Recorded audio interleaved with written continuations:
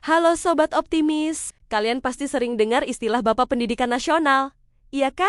Nah, di video kali ini kita bakal ngobrol santai tentang Ki Hajar Dewantara, bukan cuman gelarnya keren, tapi kisah hidupnya tuh penuh lika-liku. Gue bakal bawa kalian masuk ke dalam perjalanan nyata beliau, dari masa kecil, sekolah, perjuangan melawan kolonial, hingga bagaimana beliau mendirikan taman siswa, dan memberi kita filosofi pendidikan yang tetap relevan sampai sekarang. Siap, yuk gas ke sesi pertama.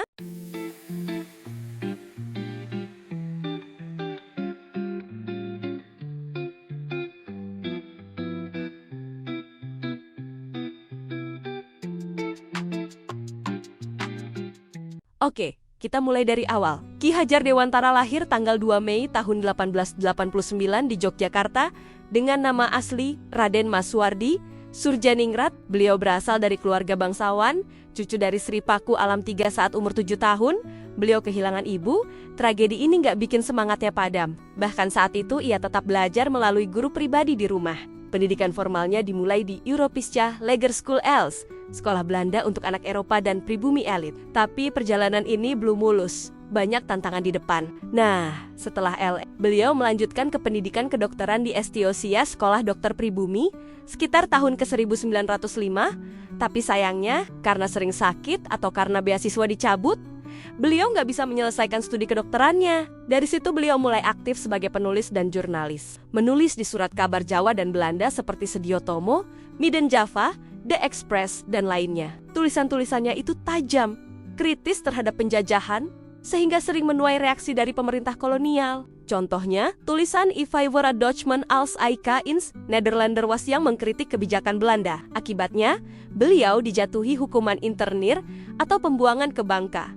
Kemudian akhirnya ke Belanda. Selama di pengasingan di Bangka dan Belanda, Ki Hajar Dewantara nggak cuma diam aja. Justru beliau memperluas wawasannya tentang pendidikan modern dan metodologi pengajaran dari luar negeri. Di Belanda, beliau sempat meraih Europische Akte, sertifikasi pendidikan Belanda yang sangat bergengsi. Pengalaman belajar dari sistem barat, pendidikan asrama, serta metode Montessori dan pemikiran pendidikan masa itu, turut membentuk pemikirannya. Beliau pun makin yakin bahwa pendidikan mesti membangkitkan rasa kebangsaan, kemandirian siswa, bukan sekadar transfer ilmu saja. Nanti kita bahas lebih lanjut filosofi pendidikan beliau. Sabar ya, Sobat Optimis. Begitu kembali ke Indonesia, Ki Hajar Dewantara nggak langsung santai. Beliau mendirikan lembaga pendidikan yang bernama Taman Siswa pada 3 Juli tahun 1922 di Yogyakarta. Taman Siswa ini unik karena targetnya bukan cuma elit, tapi juga para pribumi yang kurang punya akses pendidikan di masa kolonial. Metode pengajaran di Taman Siswa jauh dari sistem otoriter ala kolonial. Beliau ingin suasana belajar yang ramah, menghargai peserta didik, membangun karakter dan nasionalisme. Contohnya, beliau membagi sekolah menjadi Taman Indria TK, Taman Muda SD, Taman Dewasa, Taman Madya, serta Taman Guru.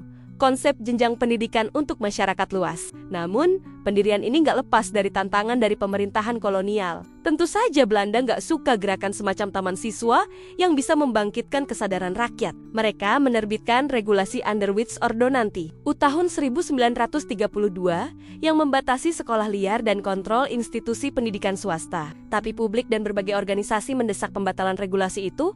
Akhirnya UU 1932 dibatalkan pada Februari tahun 1933. Belanda juga berusaha membungkam aktivitas tulis-menulis nasionalisme. Tetapi Ki Hajar tetap konsisten, menulis, mengajar, dan membela kebebasan pendidikan. Dalam menghadapi tekanan, beliau tetap menjaga idealisme, bahwa pendidikan adalah senjata paling kuat untuk membebaskan bangsa. Oke, sekarang mari kita ngobrol filosofi pendidikan beliau yang keren abis. Stay di video ya. Salah satu kontribusi terbesar Ki Hajar Dewantara adalah filosofi pendidikan yang dituangkan dalam ucapan Jawa, Ingarsa sung tuladah, ing madya mangun karsa, tutwuri handayani, artinya kira-kira. Di depan menjadi teladan, di tengah membangun semangat, di belakang memberi dorongan. Semboyan ini jadi prinsip bagi guru ideal. Guru harus bisa menjadi contoh, memimpin dengan hati, dan mendukung murid agar berkembang mandiri. Sekarang ini, bagian Tutwuri Handayani juga dipakai sebagai moto Kementerian Pendidikan Indonesia. Contohnya, guru tidak selalu di depan memerintah, tetapi kadang berada di belakang mendukung murid agar berkreasi. Filosofi ini relevan banget di zaman sekarang, di mana pendidikan bukan sekadar transfer ilmu, tapi pengembangan karakter dan kreativitas. Oke, kita aplikasikan filosofi beliau ke kehidupan sekarang. Supaya nggak cuma teori doang.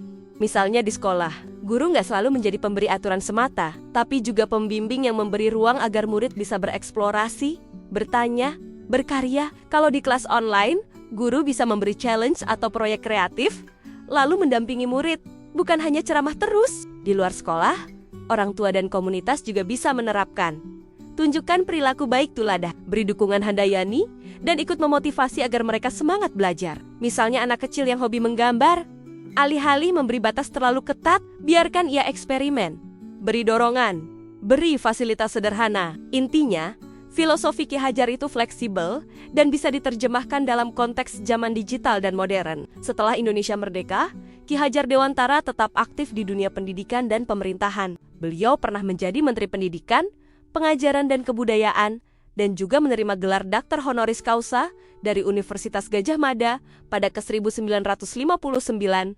Sayangnya, beliau meninggal dunia pada 26 April tahun 1959 di Yogyakarta pada usia 69 tahun, tapi jasanya tak pernah hilang. Hari kelahirannya 2 Mei, sejak itu diperingati sebagai Hari Pendidikan Nasional Hardiknas di Indonesia. Jejaknya masih terasa melalui sekolah taman siswa, museum, dan gagasan pendidikan inklusif dan karakter. Sekarang kita renungkan, apa nilai-nilai dari kisah Ki Hajar Dewantara yang bisa kita terapin dalam hidup? 1. Pantang menyerah, meski sakit, banyak tekanan. Beliau tetap aktif bergerak. Konsistensi dalam idealisme, tulisannya, perjuangannya, pendiriannya, selalu konsisten. 3. Pendidikan inklusif, membuka pintu bagi mereka yang terpinggirkan. Bagi beliau, pendidikan bukan ladang bisnis. Beliau membangun bangsa lewat pendidikan. 4. Guru sebagai teladan dan motivator. Guru bukan hanya pemberi materi, melainkan menjadi suri tauladan dan pembangkit motivasi untuk anak didiknya. 5. Mengutamakan karakter dan kreativitas. Bagi beliau, siswa bukan robot.